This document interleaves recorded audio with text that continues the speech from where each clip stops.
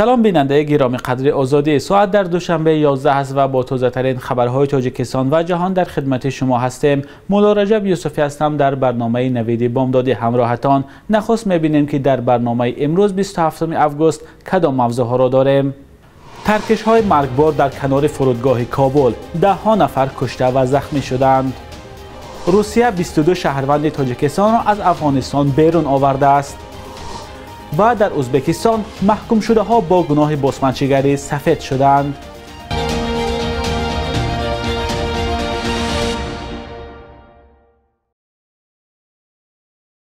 بر اثر ترکش ها در نزد فرودگاه کابل که مسئولیتش را گروه تندروی دولت اسلامی یا داعش به عهده گرفته است، گروه از سربازان آمریکایی و افغان ها کشته و زخمی شدند. طبق آخرین خبرها در این حمله ها بیش از 60 غیر نظامی افغان و 13 نظامی آمریکایی کشته شدند. تعداد زخمیان حدود 150 نفر گفته می شود.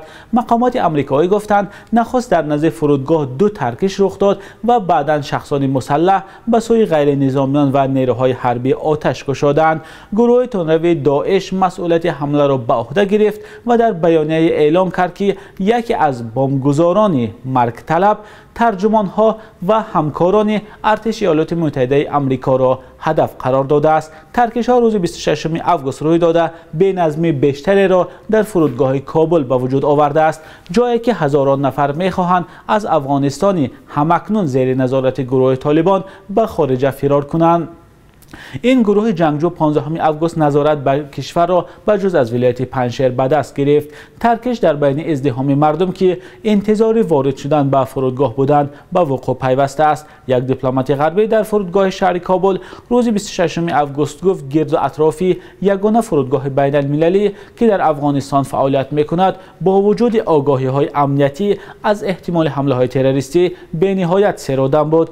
جو بایدن رئیس جمهوری ایالات متحده آمریکا در اولین واکنشش به این حمله گفت آمریکا انتقام این اقدام را خواهد گرفت، نه فراموش میکنیم و نه میبخشیم، گفت رئیس جمهوری آمریکا. حمله در فرودگاه کابل در حال رخ داد که ایالات متحده آمریکا مشغول بیرون کردن نیروهایش از خاک افغانستان است. رئیس جمهوری آمریکا روز 26 آگوست در کاخ سفید گفت که دوام 12 روز اخیر بیش از 100,000 نفر را از افغانستان خارج کردند.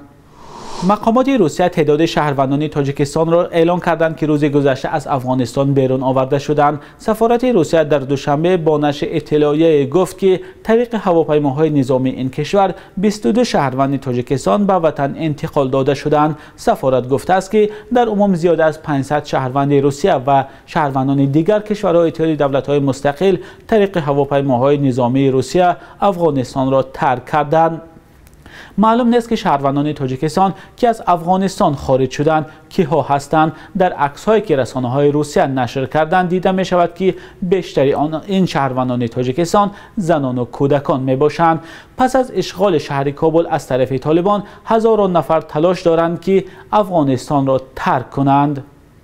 گروه طالبان به زنهای افغانستان توصیه داده است که کار نکنند و به کوچه نبرایند. در این باره BBC با تکیه به نماینده حرکت طالبان ذبیح الله مجاهد خبر داد نیروهای ما عادت معامله کردن با زنها، گفتگو کردن با آنها را ندارند. تا زمانی که امنیت زنها تامین نشود از آنها خواهش میکنیم که در خانه بمانند. این روند بسیار کوتاهی است، گفته از ذبیح الله مجاهد. نماینده گروه طالبان در رابطه با کش دادن آدمان از فرودگاه کابل از افغانستانی ها دعوت کرد که به فرودگاه نروند زیرا آنجا ببندوباری حکم فرما است. مجاهد از آمریکا خواست کوچیدن از افغانستان را تشویق نکند. به گفته وی افغانستان خود به شهروندان بالیاقتش نیاز دارد. طالبان روز 15 آگوست وارد پایتخت افغانستان شهر کابل شدند و اعلام کردند که تمام کشور را تحت نظارت دارند. ولایت پنجشیر از نظارت این گروه بیرون است. پرزیدنت افغانستان اشرف غنی ترک کشور کرده است. در شهرهای بیشکک، اوش و توکمک قرقیزستان رئیسان نو انتخاب شدند. آیبک جونوش علیف و الماس ممبیتوف از اجرا کننده وظیفه رئیسی به مقام رئیسی شهرهای بیشکک و اوش رسیدند. در شهر توکمک وکیل پارلمان اورماتبک سمایف رئیس انتخاب شد. شهرداری بیشکک که از ماه اکتبر سال 2020 تا این زمان از یک اجرا کننده وظیفه به اجرا کننده دیگر می‌گذشت، اخیراً در سیمای آیبک جونوش علیف رئیسی ثابت خود را پیدا کرد. از 45 وکیل شهری برخی 43 تن به جانبداری از جونوش علیف رای دادند. الماس ممبیتوف نیز در شهر اوش قریب با اتفاق آرا رئیس انتخاب شد. هر دو نامزد رقیب نداشتند.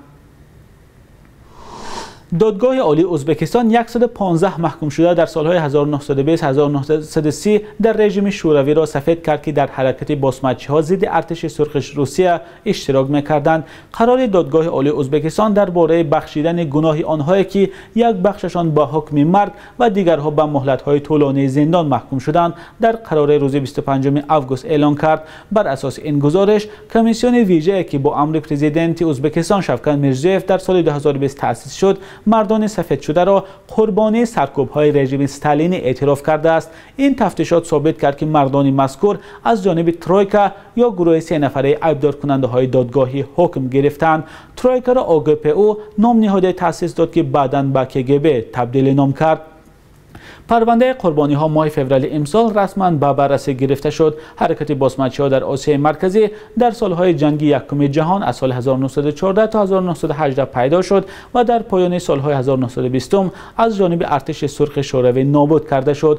با این وجود تا آغاز سالهای 30 درگیری های نیروهای حکومت شوروی با گروه های باقی مانده باسمچی ها در سرحدهای افغانستان ادامه کرد.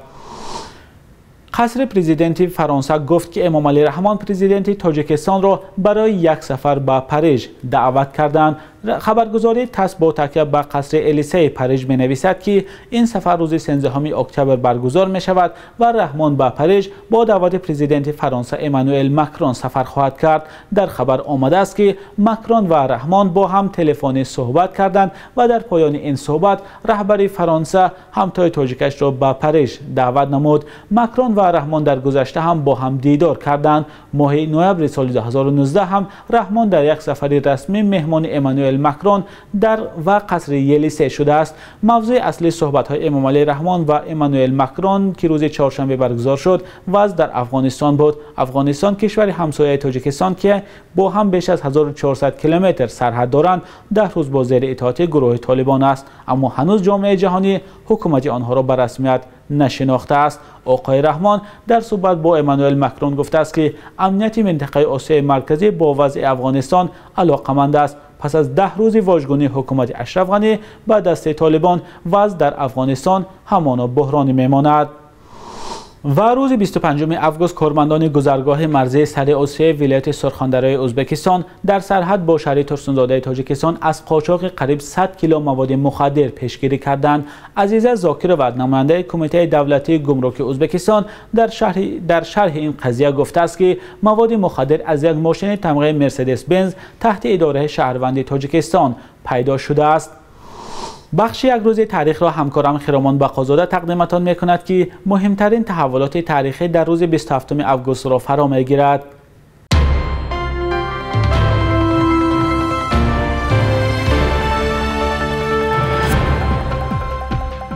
27 آگوست سال 2017 حکومت تاجیکستان گفت جزای مردانی را که از پرداخت الیمنت به فرزندانشان سرپیچی میکنند سخت‌تر کرد. مردانی که 1 ماه از دادن الیمنت خودداری میکنند با دادگاه روبرو میشوند. جزا تا 2 سال حبس است. برخی از مردان میگویند از نبودی کار و درآمد نمیتوانند طلبات قانون را سری وقت اجرا کنند. 27 آگوست سال 2017 عروسی یک آموزگار جوان برپا شد که در ملاقات با پرزیدنت امام علی رحمان از نبودی شرایط اجتماعی برای خانه‌دارشوی خبر داد. عروسی که بعد چند هفته ملاقات با پرزیدنت در ناحیه کوشانیان برپا گردید با خرج حکومت محلی دایر شد. آموزگار سید شاه اسرارов با دختری عائله‌دار شد که در ناحیه همچون همشیره کار میکرد. 27 آگوست سال 2016 تاجیکستان را در رسم تقدیم جایزه‌های دف بما میوزیک اوارز 2016 شبنم ثریا، جانی بیگ مرادوف و ولی جان و مهرنگار نمایندگی کردند. این مراسم با حضور بیش از 30 آوازخوان از گوشه‌های دنیا و ده‌ها تن از هوادارانشان در آلمان برگزار گردید. بانک ملی تاجیکستان ارزش سامانی را نسبت به اسعار خارجی برای امروز 27 آگوست چنین اعلان کرده است: